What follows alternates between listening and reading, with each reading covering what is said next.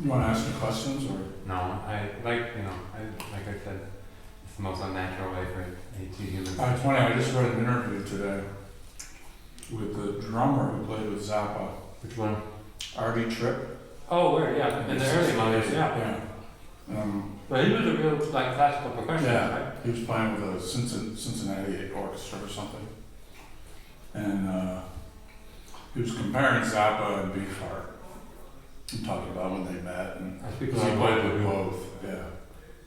But it was quite interesting because he had no agenda.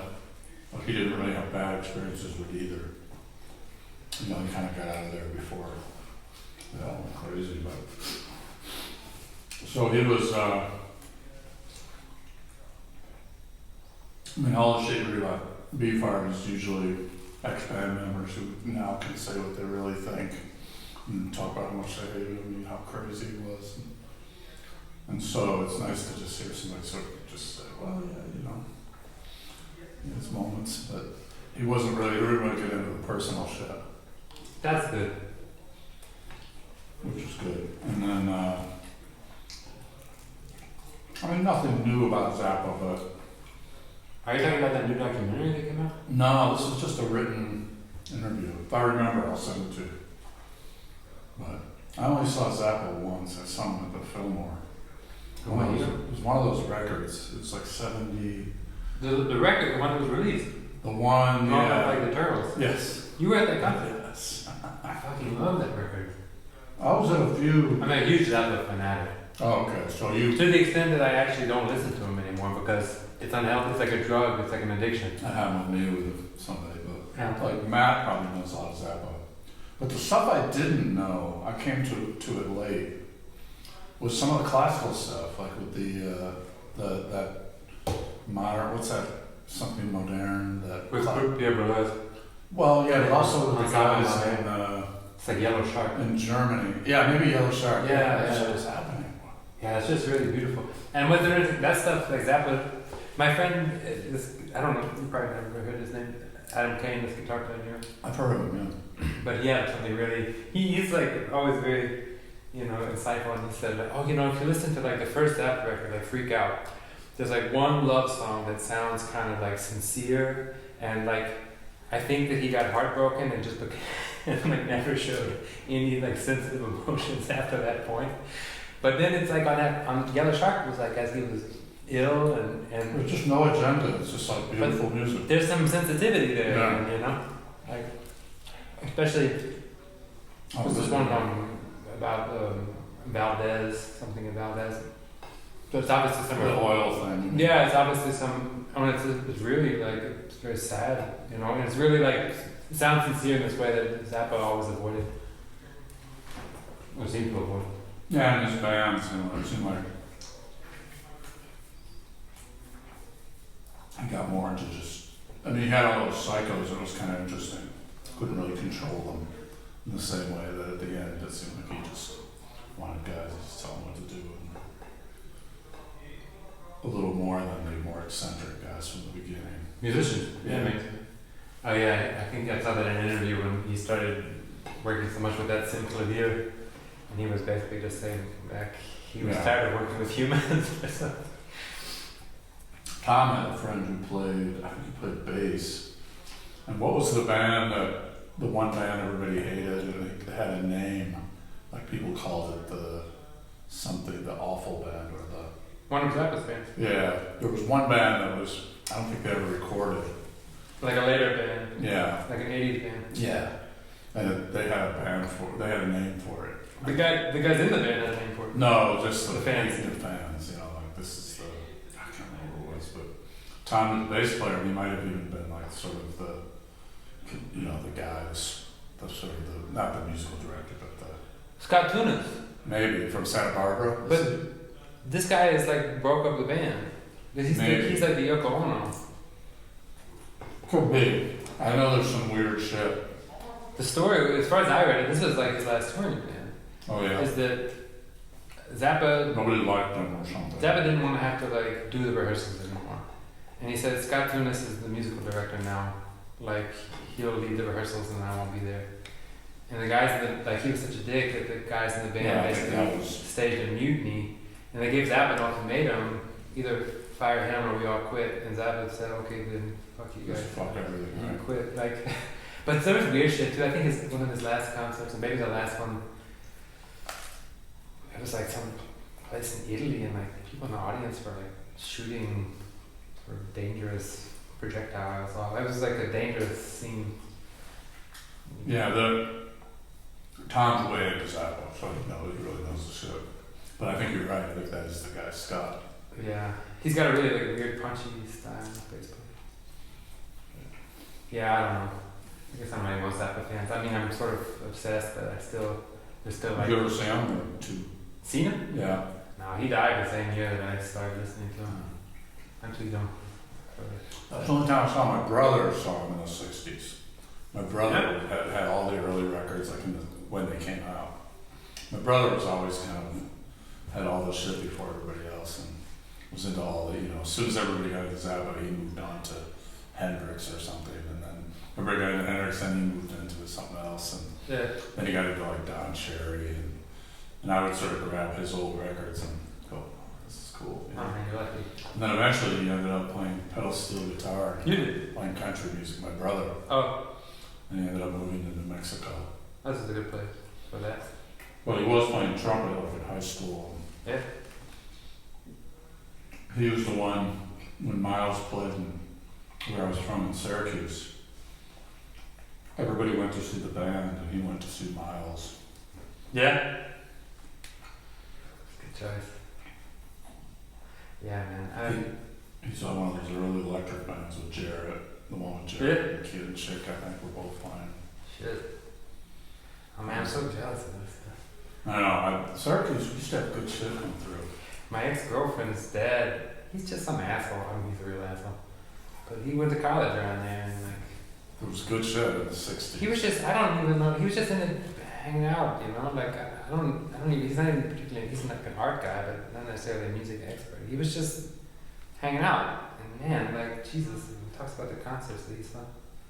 It's like... Yeah, I saw like one of the first Weather Report gigs ever, before the first record came out. Yeah. And I remember seeing Herbie Hancock, that one DC band. Yeah. This was all like 72, 70, right, early 70s. 72 is some year, like, I would love to just see a list of records that came out in 1972. Like that year specifically. And any, like, it doesn't matter, like, what did, like, Led Zeppelin put out, but, like, also, like, what did Roberta Flack do, but, like, also, like, what was going on in jazz, like, unbelievable. I saw Mondish a few times. It was really, Syracuse, for some reason, they all passed through. Yeah, And Ithaca, which was near there. Yeah. Oh, man. A lot of good blues. Really good, all these guys, you ever into Roy Buchanan? Yeah. Roy Buchanan, James Cotton, Buddy Guy, Junior Wells. I saw Buddy Guy in a club in Chicago in 1972 that was probably as big as this room. Yeah. And they're playing no stage, they're just playing on the floor and you're sitting at some little table. These guys are, sawdust. These guys are like 5 feet away from you. Oh, man. South side of Chicago. Was he playing with Junior Wells? Yeah. Oh, my God. I remember hanging out with talking to Junior Wells. Yeah. If that's what you could call it. He was like... Everybody's just getting fucked up, but I was like, oh, yeah. Oh, man. But it was, that was an experience. You have something then in common with Buddy Guy and you guys are like early risers. I read some interview with him. Oh, really? He grew up on a farm. He said he never stopped getting up at 4 a.m. He still does. But then, you were sending me emails. I was looking at my watch. I was like, it's 6 a.m. in New York. Like, this guy's a musician. I know he's awake at night. Like, 6. Do you sleep? I don't really work at night. I work during the day. Yeah, but you gotta play gigs and stuff. Yeah, but it's not. I don't know. I'm. If I lived alone, if I wasn't married, I bet I would get up at like 4. You're married. Yeah, I would just get up and start doing shit like when it was dark. Yeah. I'd be done by noon. I kind of feel you though. Like I find that waking up at 9 is the worst. It's the absolute worst. Sleeping till 12 is actually kind of fun, but like waking up at 9 is horrible. And like, yeah, I used to be a taxi driver and I would get up at New York or in Austin, Texas. But I would be on the road at 4, and I loved it. It was But if you have Tom drove a cab when I met him. He was driving a cab in New York. Oh yeah.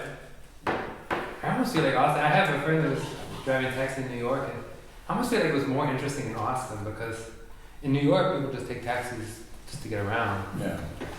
But in Austin, because it's like They're up to something. they're always up to something. You know, like it was always. Like everyone had cars. Yeah, it's not normal to take a taxi there, so it was always something. Undercover shit. Always something weird. Yeah. I played in Austin. I hadn't played there ever, and then about the last 5 years, I played there like 3 times. Yeah. I love it's fun. I dig it. It's a nice town. I lived there for a while. Somebody just wrote me today about playing in Fort Worth. I've never been to Fort Worth. I went to school near Fort Worth. Denton. Curious. You've been to Denton probably, right? To the It's jet. what? You know, Denton. It's not Denton though. It's Fort Worth. Yeah, no, I'm just saying. I haven't been to Denton. You haven't? No. Oh, that's where I went to school. I mean, that's where that school is, right? Yeah. Yeah. Well, I played in Texas. I played Houston. Never played in Dallas. Never played Fort Worth. Just Houston and Austin. Houston is cool. Yeah, I liked it. I mean, I sort of have this weird fascination with the South and the Southwest. Because you're not from there. Yeah. And like, whenever I go to the Southwest, I'm just totally intrigued. It's like just another planet. I always said that being in New Mexico was the closest I came to being in America, but feeling like I was in a foreign country. Oh, yeah.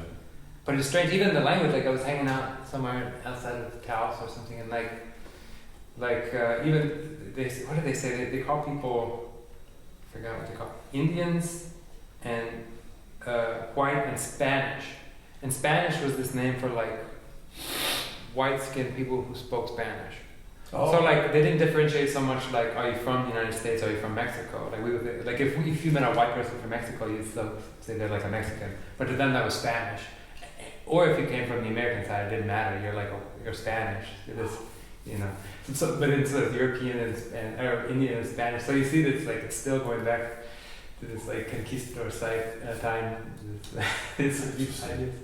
Yeah, it's a trip out there. And I was in this place in the middle of nowhere, like really in the middle of nowhere, where like they had this weird. I wasn't in part of this, but they had some peyote ritual place there, and somehow Donald Rumsfeld has a house nearby. But there was this one little bar, and the people told me like, oh, like you can't go in that bar if you're white, unless you're Julia Roberts, because somehow Julia Roberts is like cool with them. She probably lives in Santa Fe or something, right? She lives out there in the country too, and like really, there's one little coffee shop that's really a quarter of the size of this room. It's in the middle of nowhere, and I went in there, and there's Julia Roberts, like you know. But she's the only one there that's like the white person that can hang with the Indians, you know, because she's cool with them. I remember doing a gig in Santa Fe, and I had a friend who moved out there from New York, and we went to a bar, man. And I've been to some funky shit in New York. I've been in New York for 40 years, and it was one of the first times in my life I almost got in a fight like about 5 times. You just bump into someone, and they're like ready to get in a fight. Where was it? This was in Santa Fe in a bar. And my friend said, yeah, it's pretty out here. He said, it's not really, you know, it's kind of, there's some shit going on. Yeah, they're hard. And you think it's just this, you know, sort of hippy-dippy arts. And there's a lot of, Santa Fe is where a lot of the most top, like, businesses in the whole I guess world there's a big disparity between the poor and the rich there. The rich, they're very rich. Yeah, and so I guess if you're just hanging out, Yeah. I don't know. But it was funny, man, every time I moved, somebody would be like, what are you fucking doing, man? You know, and I'm just like, it's like potato. Fuck out of here, you know. But like, you know, I go to New York, I was starting to think about it, and then all of a sudden I'm in Santa Fe, and I'm like, what the fuck is going on here? Yeah. It's like that in, it's interesting how it's different places, you know. How'd you end up in Austin? Music? No, I married a woman there. I didn't live there very long, and then we moved to New York. How'd you end up over here? I was touring a band. Do you know this guy, R. Stevie Moore? Yeah, I've heard of it. Yeah, It's a different scene. He's credited as being. They call him the godfather of DIY. He's so he was like the first person. like sitting at home and doing a bunch of overdubbing and writing basically pop music, but writing stuff where he's doing all of the stuff himself. But then he was also like he never really was involved with a record label, and he was like self-distributing through just the mailing list and cassettes, and he never toured or anything. He just stayed at home, and then like it was very strange because there was like he had this like worldwide fan base, you know, so he kind of predated the internet in this sense, this whole thing of just self-marketing and self-distribution. When did you start doing it? Yeah, well, like a friend of mine wanted to do a film about him, and then for some reason the film producer said, let's do a tour, and I was playing in a band, and they said like, you guys can be the backing band. And that was even weird for me because I was playing bass in this band, and I told my friend like, I don't want to be a bass player anymore. And he said, okay, like get a synthesizer and just make noise. So I got a synthesizer, and I was just making noise. And then this guy, Stevie, comes in. And he said, oh, you're the piano player. No, I'm not a piano player, you know. But at the same time, my wife at that time was a pianist, and she was teaching, and she started getting me some students, but just kids, just going da da da da da. So like I was doing this too, and then these things happened simultaneously, and suddenly I was like a professional pianist. And I don't really play the piano, you know, and it was very odd. Like, well, now I'm teaching millionaires in New York and going on tour, like playing the piano. I don't know how that happened, but. Where'd you live in New York? In Brooklyn, Bushwick mostly. Yeah, I don't know. We were on tour, and it was the same as me. Americans living here, you know, like I met a woman and had a kid. But also, you have a kid, right? Yeah, I just had a second kid recently, but a couple weeks ago. But like, you know, I mean, we were only touring in the summer, so of course, Europe struck me as being this paradise. But of course, any place you go in the summer and like play music is a paradise, you know. So then, let me move there, and then you get into like the winter and the bureaucracy and the real life and having a kid. Yeah, my wife lived in Munich when I met her. She was living in Munich. She was probably there for like 5 years, maybe 4.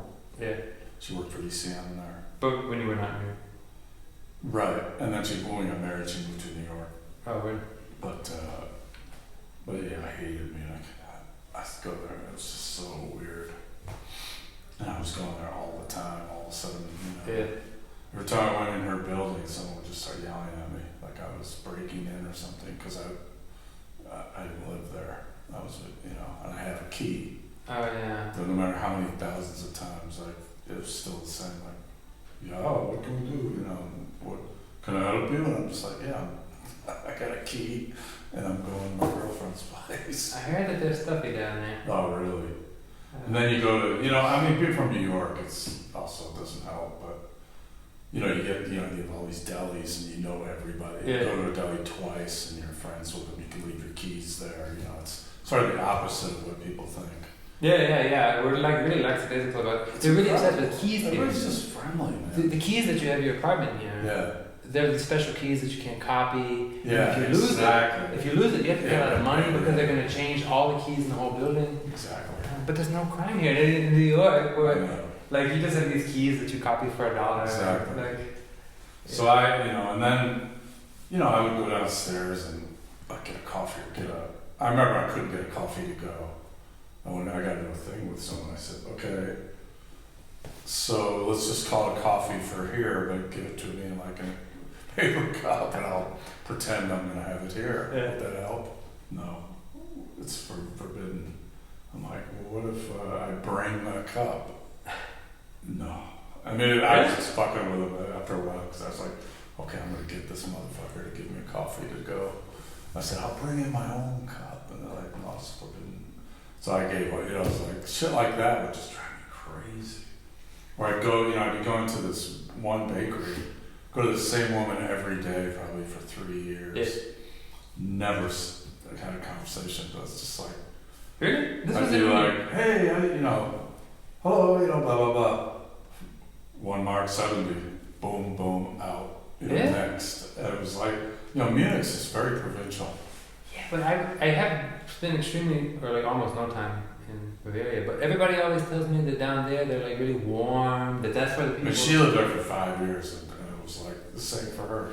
Like, you don't develop any kind of relationship with someone in a business, or at least these. You know, it was come from New York. It's like, fuck, you order coffee from someone. Yeah. Second time, you're like telling your life story. You're gonna pay for it. Yeah. You know, or whatever it is. You know, it's like, and it was just so strange. Yeah, that's weird shit, man. I was worried, man. I thought there was a moment where I thought I was going to move to Europe to keep it together, and then she started coming to New York a lot, and then when she did, when we got married, and then she moved to New York, she fucking loved it. It was like, oh my God, thank God. You know, she just loved it. Knew everybody, you know, every store you go in, like, hey, sir, you know, it's like, she couldn't believe it, that it could be like that. Yeah. You know, she lived in France, she lived in Paris, she'd been around. You mean like just like how friendly everybody was. She just couldn't believe it. You know, she's. You know, that's so, coming from Tennessee. We always had this really this very negative idea. Yeah, everybody does. New York, like everybody does. Yeah. And you know, like we live on this block. We call it the Redneck Riviera. It's all these cops and firemen and you know, they're fucking psychos. And really, when they get drunk, they just like. Where you live? Yeah. In what, like Clark Slope or something? No, it's like Gowanus, which is sort of South Slope. But absolutely the best. I mean, she's best friends with all of them. I mean, it's just like all kinds of people. And the deli, you know, these Muslim guys are fantastic. And oh man, no. It's just everybody. You know, you go to these Mexican grocery store, it's like your family. You know, and it does have, you know. I started at the post office in where? Fort Greene. I was like selling rare books for a living and I had to ship them on a regular basis. And, you know, everybody hates going to the post office, you know. But me and my partner Zach would go in there and say, yo, Zach, yo, what's Yeah, I know. There's an art to going. You can't get pissed off. You gotta develop. It's the most important relationship you'll ever have is with the person at the post office. Yeah. Because if they don't like you, you're fucked. No, we love these guys. And so I'm so nice to them. I'm like, you know, because I go to CDs all the time. They're like, thank you. Even the ones who fucking hate their job, hate their lives, I'm still like, thank you so much. Oh yeah, man. But this dude George used to work there, and I would just say, just like you say, like rhetorically. Yeah. Hey George, how you doing? I mean, it's just rhetorical. He's like, listen, you don't even have to ask. Every day is a blessing. Yeah, and he really meant it, you know. And I love that, you know. Like, I mean, you will never get that at the post office in Germany either, you know. And everybody's in there just pissed off because they gotta wait, and you always have to wait. You know, the post office, those guys get shit on. You know, they keep making the budget smaller and cutting. You know, they're getting screwed, and people come in and just start bitching, and it's like, bad move. Yeah. You know, big mistake. Yeah, totally. Because they can make your life miserable. And I have to go there a lot, so. Shipping CDs and records. CDs, bullshit. Yeah. I've had 2 labels. Yeah. So I live at the post office. Now I finally I do it myself. Well, certain packages I can do myself. Printing the shipping label. Yeah. But I was very slow to that. Yeah. I never use my computer. That's the only time I use it. But you email you're like. But I do everything on my phone. You're like the Flash with emails. You're like the fastest. And I have more apps. I probably have 40 apps on this phone. Really? I can do anything on this phone. But okay, look, you baffle me in the same way that my friends who are let's say more busy working as musicians, like these guys answer everything instantaneously, and I'm always baffled by this because these guys can play their instrument really well, and then I'm always wondering that, okay, I know that one thing you do is early morning is you were practicing your instrument or doing something else constructive, and like but these dudes are answering. Well, you know why I do it though, because I'll forget. If I wait a day, like I don't have a filing system, so I mean, if I don't answer that day, I'll forget because I'll be on to something else. Yeah, it definitely piles up. And that's why I'm getting up early. You know, I do all this bullshit like 6 in the morning. I go out, sit on the porch. have a coffee, and then I answer emails and get it out of the way. But did you ever have like a time period when you were just playing gigs every night? No. I used to do, there was, in the good years, I'd probably do 120 gigs a year. But it was all spread out. Person tends to be awake kind of late with these things. Not really. I was either on tour. When I'm in the city, I don't do runs of gigs, And the stuff isn't that late anymore. Like even the Vanguard, I finally did the Vanguard, and they only do 2 sets there now, so you're done at like 11:30. Yeah. So it's pretty civilized. But it doesn't matter if I get home at 4, I'll wake up at 7. Yeah. Well, I guess that's what you're doing tonight. And so this is nothing. But like last night, I was up. Last night I went to bed at 9 after dinner. I woke up at 12, and I was up till 4. Yeah. And then I went back to sleep and woke up at 7:30. Oh man. No, I'm like a zombie, but yeah, it's funny. And I sort of ruined my wife too. Now she's like that. She used to be able to sleep, and I think it was depression of being in Munich. She'd sleep all day. Yeah, you can. But then now she's a morning person. Like she'll get up at 6. Yeah. Good mood, But it's like that. Recently, my son was going to kindergarten, and this kindergarten was right across the street from my house and started at 9. But then, he would be trying to get me out of bed, at 8:30. But now he's going to a school that I got to drive him to, and so I have to get up at 6. And I spring out of bed, hopping out of bed at 6 is far easier than. Yeah, when I wake up, I'm up, instantly. I don't have this struggle to come, to start being coherent. Now my wife's kind of like that. That's good. So there's no crankiness in the morning in our house. That's good. It's kind of amazing, her transformation. Even when we go on vacation, which I love it on vacation because, if you get tired, you just fall asleep in the middle of the day or something. But we'll get up, we'll do these little 5-day beach vacations and we'll both get up, it's the crack of dawn. And we get so much, it feels like we're on vacation for 3 weeks because every day is 20 hours. And you can be on the beach before. Yeah, and then you sort of pass out at 11 and then wake up at 1 and Yeah. But it's, I'm glad we're on the same page because when we first met, when I was in Munich and I wake up at 8 or 7 and I knew she was going to sleep till noon. It drove me crazy. I was just trying to be quiet and plus I was there, there's nothing to do, No, it's miserable. Yeah, in New York, in Europe, the coffee shops, they open at 11. Yeah, I know, it's insane. It's very odd. They're very, there's this German word fleißig, this? It means hardworking. And they're very hardworking or industrious also with their free time. Yeah. So there's this odd thing that Sundays, everything's closed. Yeah, exactly. And really, when it's gray outside, I'm home with my kid, and it's I look outside and there's nobody, and I kind of wonder, I'm holding my hair out here. We're getting on each other's nerves. There's a lot of families, but I don't see them anywhere. But there's kind of this idea that Sunday, you stay at home. Yeah. And as I remember I was the last time I went back to New York, I was jet lagged, and so I kind of woke up and I didn't have any idea what time it was, and then I looked out the window and it was dark, but all the lights were on in people's houses. So of course I thought it must still be the evening. And then I realized it was 5 a.m. And this was in Bushwick, and it's these guys were all awake. They were just getting home.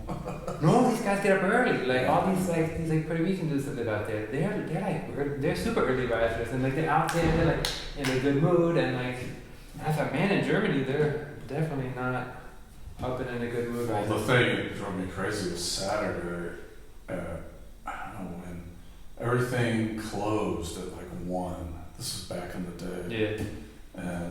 And maybe it was a Munich thing, but so if she was sleeping, if it was 12:30, I'm man, if I don't wake her up, we will not be able to go to a market.